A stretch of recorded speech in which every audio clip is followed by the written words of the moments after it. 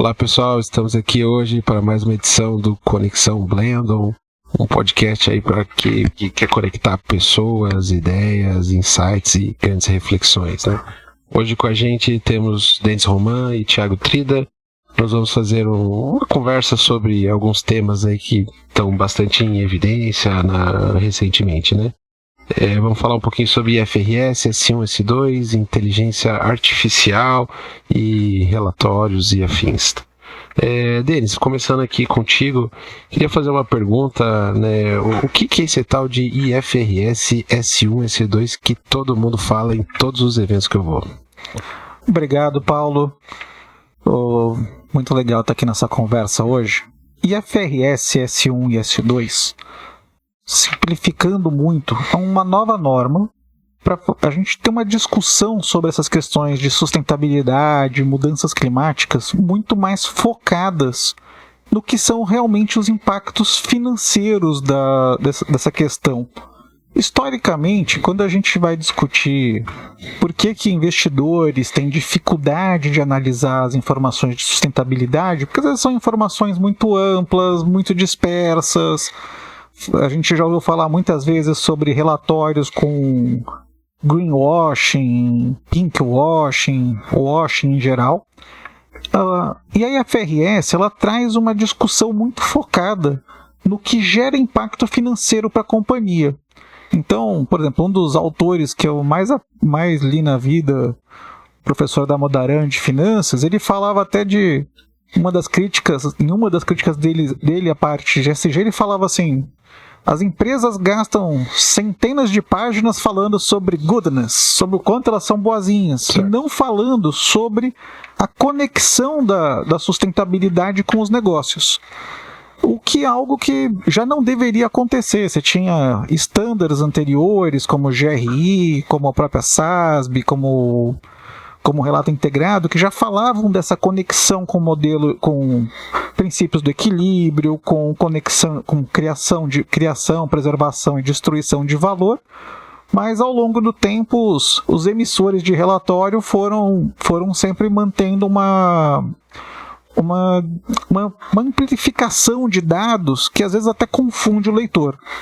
A IFRS, para quem não conhece muito, é uma fundação muito super reconhecida na parte de normas contábeis. Então, eles foram conhecidos, até hoje, até pouco tempo atrás, a IFRS era sinônimo quase de normas contábeis. Recentemente, eles montaram a estrutura da ISSB, que é o órgão que cuida das normas de sustentabilidade. Então, a IFRS vai ter duas estruturas, uma de normas contábeis, outra de normas específicas para divulgações relacionadas a essa parte de sustentabilidade, sempre com foco de impacto financeiro, não para ter falas genéricas sobre diversos assuntos. Por quê? O público primário da IFRS é atender investidores. O Brasil foi bastante pioneiro, foi a primeira jurisdição no mundo, o primeiro país a anunciar oficialmente a adoção de IFRS. No Brasil já veio junto na resolução da Comissão de Valores Mobiliários, a CVM, resolução 193, já veio junto o pacote de asseguração. Então, as empresas que vão produzir os relatórios vão ser obrigadas a fazer relatórios com asseguração obrigatória, ou seja, asseguração é o termo técnico para auditoria dos dados não financeiros, tá? Leia-se quase como um sinônimo resguardado à liberdade poética. Então, a gente vai ter recentemente a gente fez até uma campanha, a gente fez um material promocional aqui, a gente brincou até, né? O que a IFRS traz de novidade?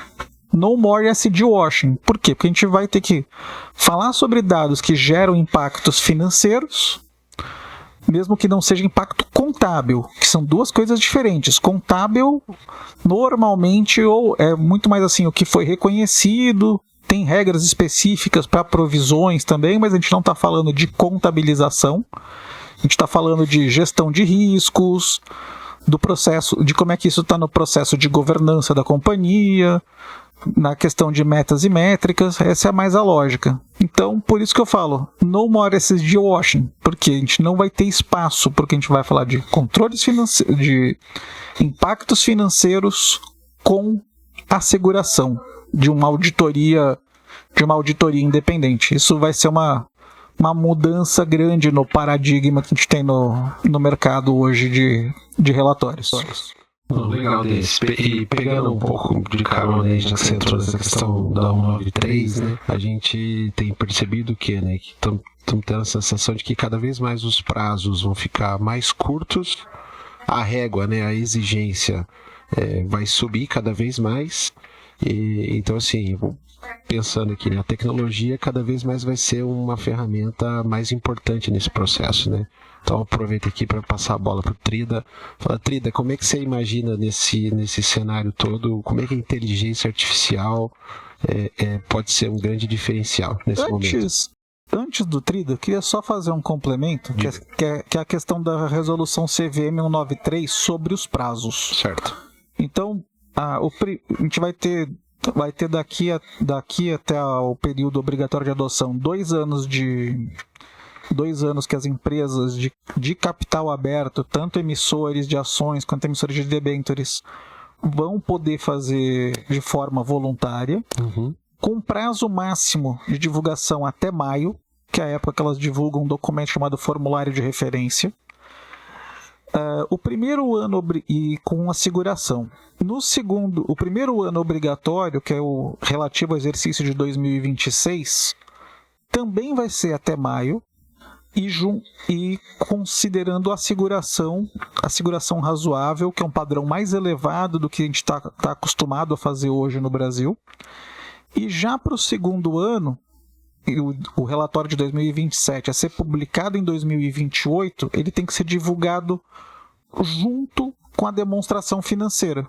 Normalmente, para calendário de exercício social, vai ser até ali meados de março.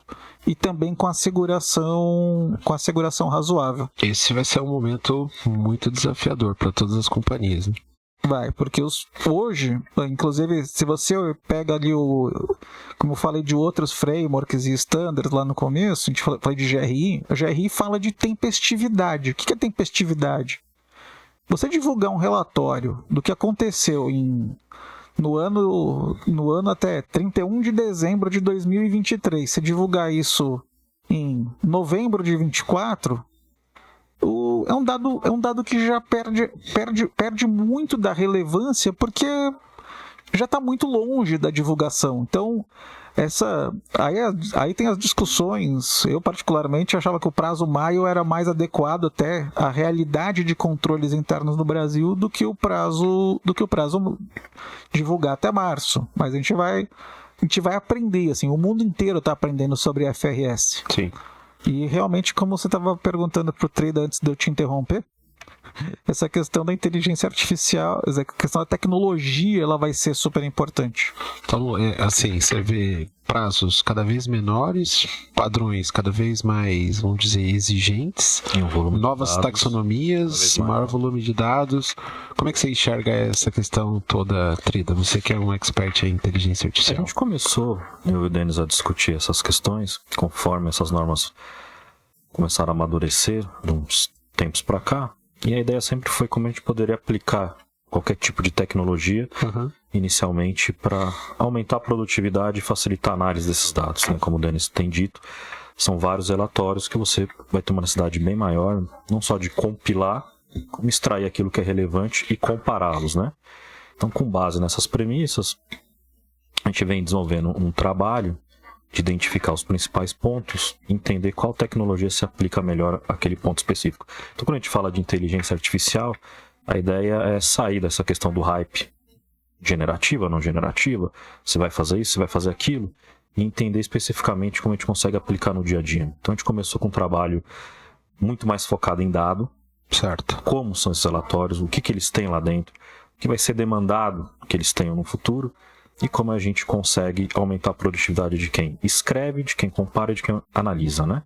A gente começou com esse trabalho de desenvolver um lake de documentos, vamos chamar assim, né? Tanto dados privados de companhia quanto os dados abertos, e quais tecnologias a gente aplicaria ali dentro. No segundo momento, a gente começou a entender quais modelos e em qual nível a gente deve aplicá-los, né, para fazer esse fluxo funcionar de uma forma bem coesa, vamos chamar assim, e evitando alguns percalços como alucinação, uma série de outros quesitos que podem, né, num trabalho consultivo, gerar algum tipo de problema, né? Com isso em mente, a gente, nos últimos 45, 50 dias, vem desenvolvendo, né, um modelo que a gente está chamando de Blendon GPT, né, inicialmente para uso interno, depois abrir o uso dele. Basicamente versa sobre pegar os dados que a gente já coleta, né, aplicar o framework da Blendon de consultoria e entender qual é a aderência que os nossos clientes podem ou não ter em relação a essas novas normas que o Denis tem explicado. Então, basicamente, a gente está nessa segunda etapa de calibrar o modelo. A gente parte de modelo open source, né? A gente está fazendo um fine tuning desse modelo com esses dados, né? Fazendo o label do que interessa para a gente ali dentro e posteriormente trabalhar a questão de engenharia de prompt, né? E usar esses modelos basicamente em 3 frentes: aumento de produtividade, comparação entre documentos, né? E aumento da questão de você conseguir entender o quão distante esse teu documento está dessas novas normas que estão aparecendo. Então a ideia é usar em escala reduzida inteligência artificial, mas partindo de um fundamento um pouco maior.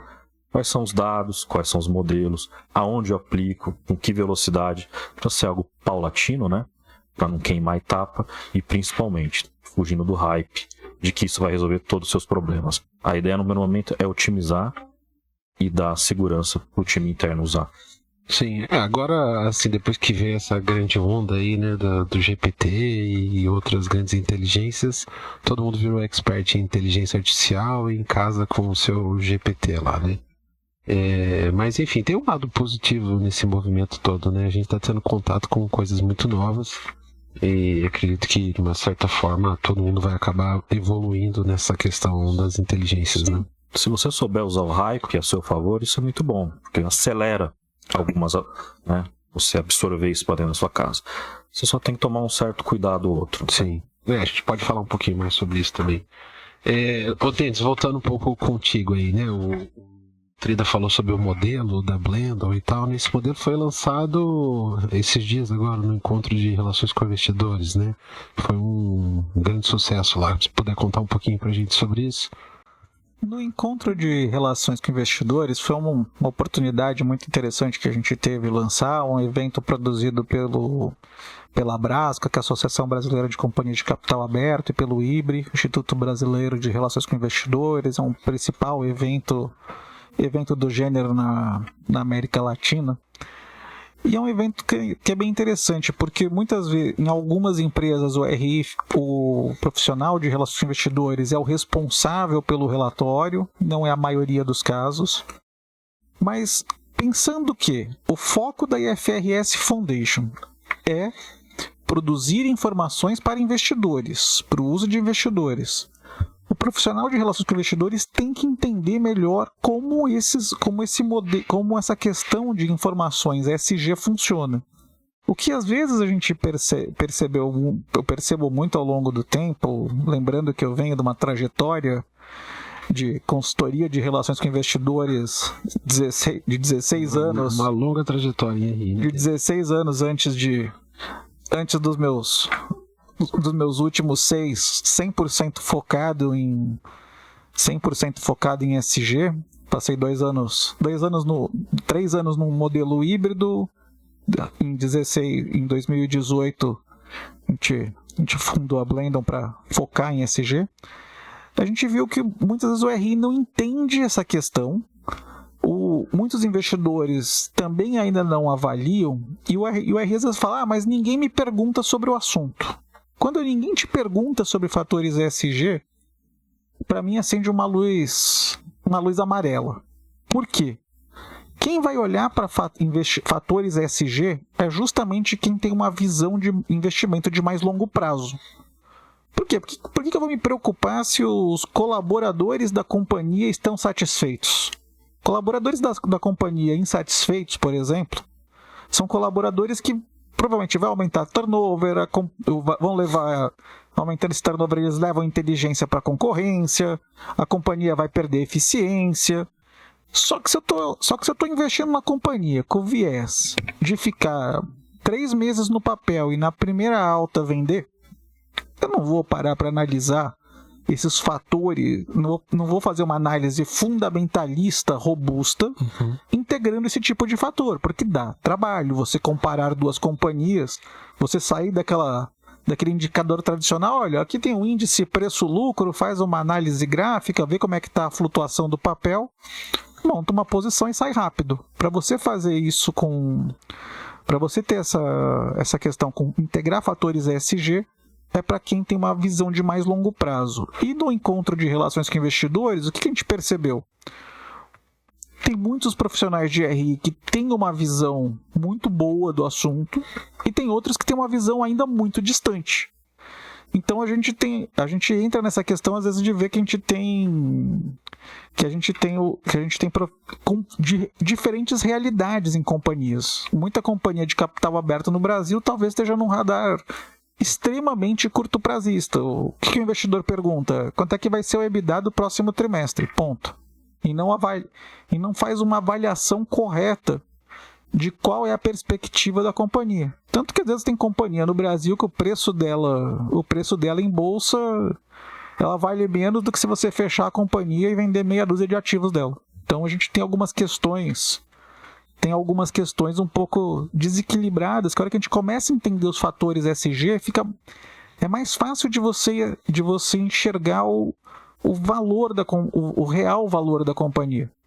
Você olhar só para a demonstração financeira, muitas vezes você está fazendo um olhar um pouco mais de retrovisor.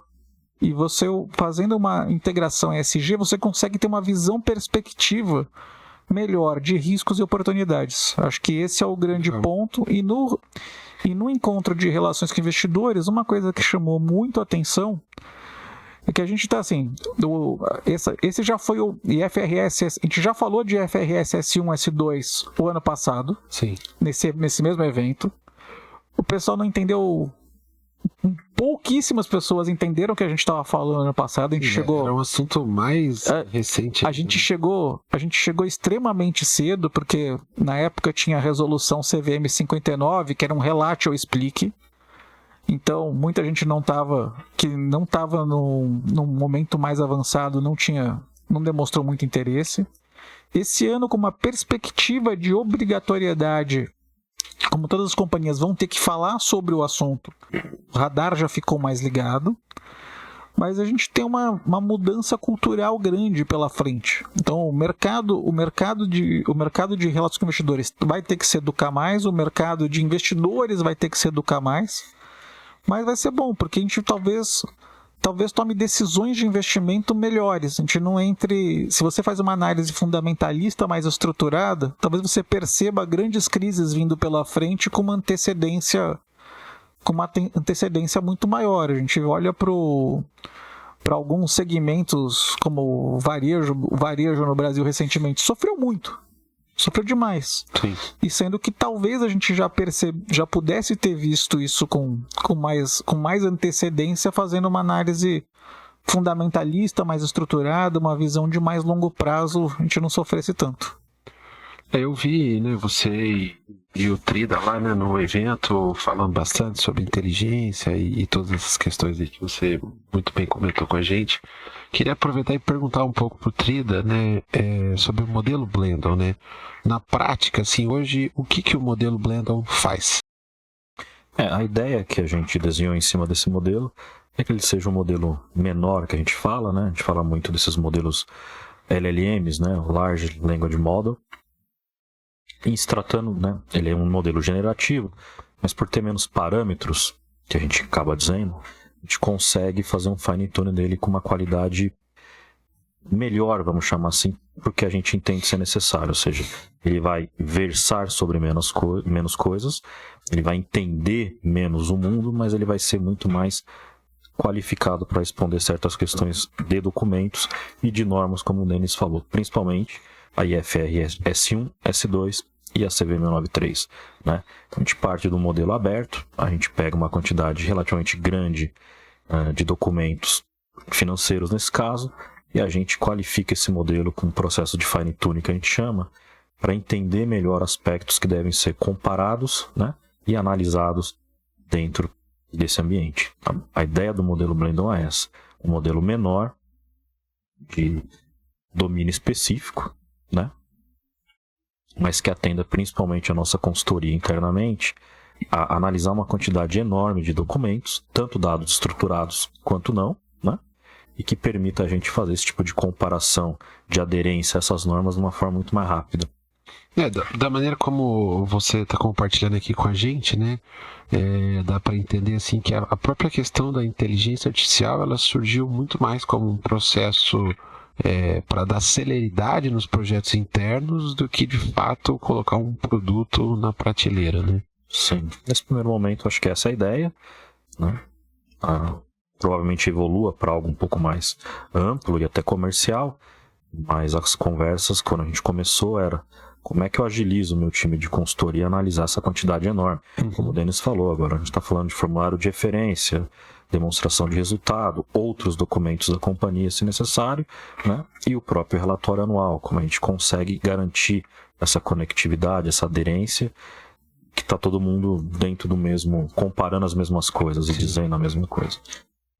É muito interessante. O Denis tem até um exemplo bacana, né, Denis? Conta aí pra gente, que a história é muito boa. Eu costumo... Esses dias a gente foi desenvolvendo, assim, qual a diferença entre eu usar o ChatGPT e usar o seu modelo? Eu fiz uma analogia tecnicamente muito boa, só que não. Que a analogia é a seguinte, o ChatGPT é um oceano gigantesco. Nosso modelo é um balde. E às vezes para lavar a roupa você precisa do balde, não precisa do oceano. Por quê? Vou fazendo essa outra analogia. Imagina se eu vou lá ao usuário e falo, ChatGPT, você errou. Num dado super específico que é de nicho. Vai levar, provavelmente o ChatGPT vai, conforme eu vou replicando alguns erros, pode ser que o ChatGPT continue, não evolua tão rápido, porque como é de nicho, pouca gente vai dar esse feedback para ele. Então ele não vai aprender tão rápido. No modelo, que é o baldinho ali, o modelinho de nichado, a gente vai ter muito mais controle de ajustar a temperatura da água. Então eu falo assim, ajustar a temperatura da água do balde é fácil. Vamos ajustar a temperatura da água do Rio Amazonas? Dá muito mais trabalho. Então a gente consegue, acho que trabalhar essa questão do nicho, ela é super importante. Tem outras questões, como a questão de segurança. Mas voltando nessa questão, voltando ao que você estava perguntando sobre, o que ele está falando sobre a produtividade, né? Eu, muitas vezes, ao longo do tempo, eu adoraria ter feito uma análise muito mais profunda de demonstrações financeiras dos clientes. Eu adoraria olhar uma série histórica de uma companhia e olhar uma série histórica de 10 anos e de 10 anos de 10 pares dela. Só que, quanto tempo eu vou levar para ler 100 notas explicativas de trimestre a trimestre? Isso é algo que às vezes a gente muitas vezes não tinha prazo e o cliente não queria pagar a quantidade de horas que isso ia demandar. Então, com a inteligência artificial, a gente vai conseguir ter apoio para aprofundar muito as análises. Que uma coisa que eu enxergo muito, eu não vejo a inteligência artificial substituindo o ser humano. Eu vejo muito a inteligência artificial acelerando o trabalho do ser humano. Vai falar, olha, você já viu aqui a demonstração financeira, aqui na demonstração financeira da Coquinho da Serra de 3 anos atrás, teve uma nota explicativa sobre vazamento de óleo. Então, se deu uma nota explicativa sobre vazamento de óleo, talvez vazamento de óleo realmente seja um tema materialmente financeiro. Embora eu esteja olhando ali 10 empresas, e só em uma daquelas 10 isso aconteceu alguma vez na DF. Então, dali eu já consigo ter um insight para o ser humano falar, opa, se isso apareceu na nota explicativa da Coquinho da Serra, vamos averiguar se isso aqui é um tema para ser avaliado com mais rigor? Será que a gente estava avaliando isso de forma célere? Só que se eu tivesse fechado ali e falar, vou olhar a nota explicativa só dessa companhia nos últimos 3 anos, esse assunto talvez não tivesse aparecido para puxar essa discussão. E a gente acaba fazendo um trabalho mais raso. Então, pensando que a gente está querendo atender a FRS, atender padrões de auditoria de asseguração, de auditoria cada vez mais relevantes, aumentar a confiabilidade e a previsibilidade do que vai acontecer, do que pode acontecer nos modelos, aprimorar a gestão de riscos, a gente vai ter inputs melhores. Porque a gente vai conseguir analisar uma massa de dados muito maior do que a gente consegue analisar manualmente. É muito interessante isso, né, que você e a Trida compartilharam, né, porque você vê que no final das contas é muito mais importante em alguns segmentos você ter um agente que ele é super especializado, que ele é treinado num determinado tipo de documento para analisar um determinado tipo de informação. Isso é muito mais relevante do que ele ter bilhões, zilhões de dados, né? Eu falo isso por quê, né? Porque provavelmente a gente vai encontrar no mercado muita gente que fala, você tem a sua inteligência, mas eu tenho o meu GPT aqui, né? O GPT dele é muito amplo, mas ao mesmo tempo que ele tem a capacidade de analisar um horizonte, muitas informações, ele não vai ter a profundidade, né? Que é aquilo que você comentou, o exemplo do baldinho, né? É muito interessante isso que você falou. E uma outra coisa também, que assim, coincidentemente também tem a mesma visão, que é o quê, né? Às vezes as pessoas ficam muito por esse lado de inteligência artificial substitui o homem, etc. E não olha para um lado que é um lado muito rico, que é o quê? A inteligência artificial, ela vem agregar capacidades que o cérebro humano não consegue, que é processar uma quantidade enorme de informações num prazo super curto, né? Diz aí, Trida. Sim, eu acho que está bem em linha com o que a gente pensa, até estrategicamente, né? Uma coisa que precisa ficar bem clara, inteligência artificial não é algo novo, ela não nasceu com o ChatGPT, né? Esses modelos estão ficando mais avançados, obviamente, e você consegue usar ele aonde você precisa usar ele. Então, algumas atividades que a gente imagina no futuro nem devem usar modelos generativos, né? É escalar o modelo correto na função correta. Tentar extrair o máximo deles para que teu time consiga não só ser mais produtivo, como o Nunes falou, consiga ter alguns insights mais facilitados, na verdade. Então, a primeira iniciativa é o Blendon GPT. A gente chama de GPT porque ele é um modelo generativo, certo. Menor, mais generativo, né? Qualificado aqui porque a gente desenhou como uso. E a ideia é ir evoluindo ele aos poucos. Como a gente falou, não tem uma bala de prata, você não resolve tudo com AI, muito menos só com modelo generativo, né? A gente vai aos poucos melhorando, qualificando, e você citou uma questão bem interessante, né? A gente não para no modelo, a nossa ferramenta entende que esses agentes, assistentes, cada um chama de um jeito, podem ser mecanismos que a gente usa dentro de uma ferramenta para amplificar o poder desses modelos, né? Então, dentro da nossa ferramenta, além do uso do modelo Blendon GPT para tarefas específicas, a gente pode, por exemplo, lançar e usar um GPT-4 para atividades um pouco mais amplas, que requerem um domínio ali maior, né? Ou, por exemplo, conectar o nosso assistente com uma ferramenta específica que a gente já usa aqui para determinado fim. Então, quando a gente está falando de assistente, de agente, do nosso ponto de vista e do que a gente tem desenhado, é amplificar o poder desses modelos com dado, ferramentas, conexão, conversando, entre aspas, com outros modelos e assim por diante. Essa questão de conversar com outros modelos, né?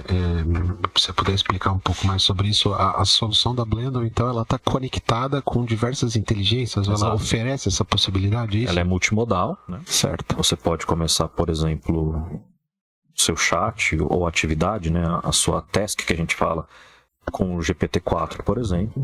Né? Se ela estiver mais qualificada para isso, a gente orienta que modelo usar em qual situação, mas para coisas específicas, pegando um ponto importante que o Denis citou, questão de privacidade, né? Além da questão de você usar um modelo específico para ele ser mais assertivo naquilo que você precisa, também tem questões de privacidade. A gente tem um controle maior dos nossos modelos, aonde ele roda, como ele roda, que informação eu estou levando como contexto, né?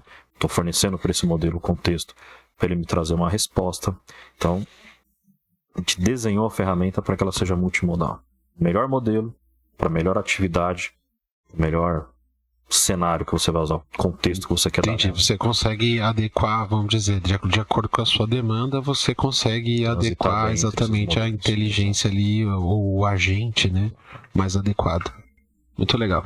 E explorando um pouquinho mais essa questão de privacidade, de dados, como é que vocês estão vendo isso, né? Até porque no evento que nós tivemos essa semana lá no Encontro de Relações com Investidores, num painel que teve sobre inteligência, muita gente perguntou sobre a questão de privacidade de dados, né? Até fiquei, vamos dizer, surpreso de uma maneira positiva, porque você vê que o pessoal que lida com divulgação de resultados e já tem algumas pessoas se movimentando ali, né, utilizando o GPT, enfim, até outras soluções para fazer uma tradução ou outra, para fazer uma revisão do release ou de algum outro documento, e muitas vezes a pessoa não sabe que quando ela cola ali a informação, né, na janela ali do prompt, ela está compartilhando os dados dela com um ambiente que ela não sabe, que ela não tem a gestão ou controle daquela informação, né? Você poderia explicar um pouquinho mais para a gente sobre essa questão, como é que lida com isso, quais são os mecanismos que precisam ser adotados em relação a isso? Trida, posso dar uma visão generalista primeiro, depois você complementa? Eu entendo o seguinte, essa questão toda, quando eu vejo a utilização de um chat GPT, você tem que primeiro entender o que você está usando. Certo. Se ele é a versão gratuita ou paga. Isso já dá diferença. Se você usa a versão paga, a paga particular ou a paga corporativa, qual é o contrato do corporativo? Esse tipo de coisa você tem que analisar muito bem você tem que entender o quê? Se o teu dado é crítico, você tem que entender as normas de segurança da empresa onde você trabalha. Então você tem que tomar muito cuidado com isso. E eu brinco que ia tomar cuidado, um cuidado que sempre houve, tá? Já houve caso de vazamento de informação no salão de cabeleireiro. A esposa do executivo comentou com o barbeiro alguma coisa que estava acontecendo na empresa. E vazou a partir daí. Então, sabe, são coisas que a gente tem que tomar cuidado, que a gente sempre pode falar o que não deve em qualquer circunstância. E a inteligência artificial, esse boom do dessas inteligências generativas, o chat GPT, o Gemini do Google, o AI Studio do Google, que eu fui obrigado a usar bastante aqui para poder começar a conversar melhor com o Trida. Eu acho que foi super legal, mas a gente tem que entender com que dados que eu tô usando. Então, dado confidencial, você tem que falar com o Data Protection Officer da tua companhia, o teu DPO. Toda companhia grande tem um DPO, até uma pequena como a nossa tem. Então a gente tem que entender com quem a gente está conversando, quais são as regras, o que é dado sensível, qual o nível de sensibilidade do dado, para entender aonde. Não é para ter neurose. Eu gostei muito de uma fala lá no encontro de RI do Diego Barreto, CEO do iFood. Ele falou, gente, vocês não podem se trancar atrás dessa restrição. De não, como pode vazar dado, eu não posso usar para nada. Pode. Pega um profissional de RI, pega teu release que está público na CVM e testa ele em várias dados. Não, mas pega um documento público e joga aí no chat GPT para ver o que acontece. Sim. A grande diferença é que o modelo privado, o Trida vai explicar melhor essa questão da segurança, e ele vai ser mais treinado para lidar com alguns tipos de documento. Mas aí acho que essa questão da segurança é importante entender. O que é um Data Protection Officer? Isso não serve só para chat GPT, serve para tudo. Sim. Serve para você saber o que você vai contar para o seu... Quando você vai chegar em casa, vai contar para o seu cônjuge, o que você vai comentar com o seu irmão, o que você vai comentar com os seus amigos. Senão, às vezes, você vai lá e tua empresa está passando por um M&A e você está lá conversando com o teu amigo e fala, nossa, minha empresa está fogo. Vamos fazer uma fusão aqui, eu tô com medo de perder o emprego. Dali a pouco... Daí a pouco tá lá notícia lá no Valor Econômico falando de possível fusão da companhia. Saiu da onde? O cara contou pro amigo que ele estava preocupado em perder o emprego por causa de um possível M&A. Sem entrar muito na questão técnica, né? Mas aprofundando um pouco, pegando o gancho aqui do Denis, a ideia nossa é começar pelo lado do usuário. Então, antes de chegar para onde o dado do modelo vai, a gente internamente consegue qualificar o que um consultor nosso consegue ver, um estagiário, um analista, você consegue delimitar algumas questões, até para não correr nenhum tipo, né, de comunicação errada, de alguém mandar um documento que possa ser privado para um GPT-4 da vida.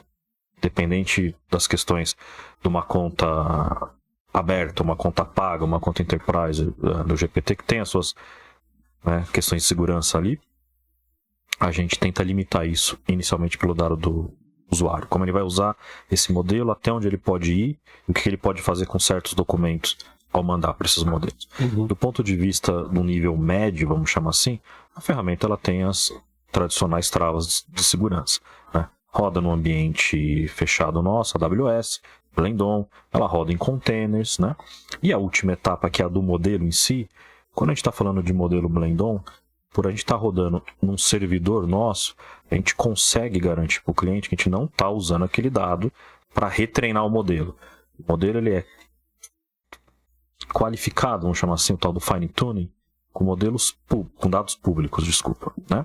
Que a gente passa numa camada com os nossos consultores para fazer o label desse dado do jeito que a gente interessa para a gente nesses cenários de uso que a gente comentou aqui durante a conversa, né?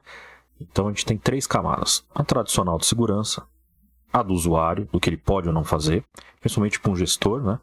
Habilitar aquilo como vai ser usado internamente. E a última camada é a do modelo. Ele é um modelo generativo, ele é um modelo menor, né? Ele é parte do modelo aberto, porém a gente garante que está rodando, numa nuvem Blendon, e 2, que a gente não está usando dado privado do cliente para fazer um fine tuning, né, desse modelo no futuro. Os nossos processos de fine tuning eles são bem simples: dado aberto, né, e o diferencial passa pela camada de consultores e analistas da Blendon para fazer o label desse dado, né? Boa parte desse dado é não estruturado, e aí a gente faz o fine tuning do modelo. Então esse é o grande diferencial. Sim. Muito bom. Sobre essa questão ainda, acho que a gente vai ter vamos dizer, um aprofundamento muito grande ainda, né, nessa questão de como gerir esses dados e tudo mais. Mas eu queria só voltar um ponto, que eu acho que uma das questões chave dessa questão toda de segurança é você entender o que é segurança de dados no contexto da sua empresa. Sim, está muito mais ligado a processos. Está muito mais ligado. Sabe, às vezes a gente adora fazer. Tem aquele monte de treinamento muita empresa tem um monte de treinamento na rede que o cara não viu. Fala assim: assistiu o treinamento? Sim. Deixa rodando e vai. Deixa dar o play. Dá o play, não presta atenção e está fazendo outra coisa. E isso independe muitas vezes até de dado hierárquico. De categoria. De dado, não, desculpa. De nível hierárquico. Essa questão da sensibilidade, ela vai para. Ela serve para todos os níveis. Então, é bem legal. E a IFRS, assim, o que é o lado bom?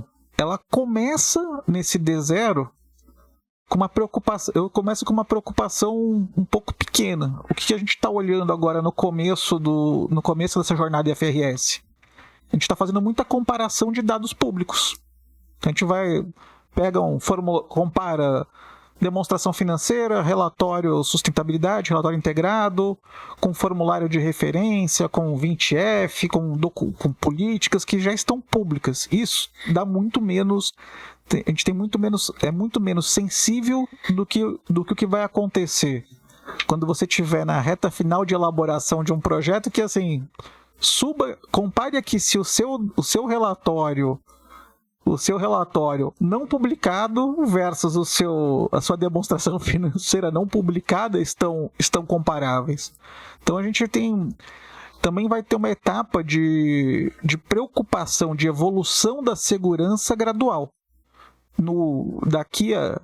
Daqui até o final do ano, acho que a gente vai trabalhar com muito menos dados privados do que a gente vai trabalhar quando a gente chegar efetivamente na etapa de elaboração das informações. Quando a gente está na etapa de elaboração das informações, é mais sensível do que quando eu estou fazendo um benchmark, uma análise histórica. Não que eu não possa hoje analisar algum dado confidencial, mas eu estou falando assim, por que eu estou batendo tanto nessa questão do treinamento de segurança, que eu estou lembrando do nosso que a gente viu? Uhum. Você vê que deu gatilho aqui no meio da conversa, a gente nem tinha combinado esse jogo antes, mas porque você tem classificação de sensibilidade de informação. Então a gente vai ter que avançar ao longo do tempo nesse aspecto. Sim, muito bom, muito bem lembrado. Bom, a gente vai caminhando aqui para o final da nossa conversa, né? Eu gosto de fazer uma pergunta final. Denis, o que o Denis de hoje diria pro Denis do futuro, se você pudesse dizer algo pro Denis do amanhã? Pro Denis do amanhã? Baseado aqui na nossa conversa relacionada à inteligência, segurança e FRS. Tem que discutir. Vai ter que estudar. A gente está em constante aprendizado e FRS é um assunto super legal porque IFRS de S1, S2 é novidade para todo mundo, ninguém sabe tudo. E eu acho que inteligência artificial também não é muito diferente. Legal. E você, Trida, que dica aí, que você diria pro Trida de amanhã, se você pudesse deixar uma mensagem? Cara, persista. Persista? Treinar modelo não é fácil, AI não é uma bala de prata. Você vai ter que todo santo dia caminhar um pouquinho mais. Deu errado, faz de novo. Basicamente é isso. Você não vai acertar na primeira, né, o modelo Mega Blaster, mas também não desista dele, né? Não morra abraçado com uma tecnologia, mas tente, como o Denis falou, estudar, entender onde se aplica, ficar longe o máximo possível do hype. Como eu falei, usar porque é bom, acelerar algumas coisas, né? Aquele senso de urgência às vezes é muito bom, mas não tem caminho, não tem shortcuts, né? Legal. Bom, queria agradecer então, Trida, por ter vindo aqui, dedicar um tempinho no estúdio S7 hoje. E eu sei que você está sempre envolvido lá com as questões de dados, inteligência e tudo mais. Denis, super difícil achar um tempinho na sua agenda, né? Entre aulas e outros projetos e tudo mais. Obrigado aí por terem vindo. E valeu para você que ficou até agora. Obrigado, com a gente. Paulo. Para você que ficou até agora no Conexão Blendon. A gente é um projeto que está se iniciando hoje, que basicamente visa conectar pessoas e ideias, tá bom? Muito obrigado. Valeu. Um abraço.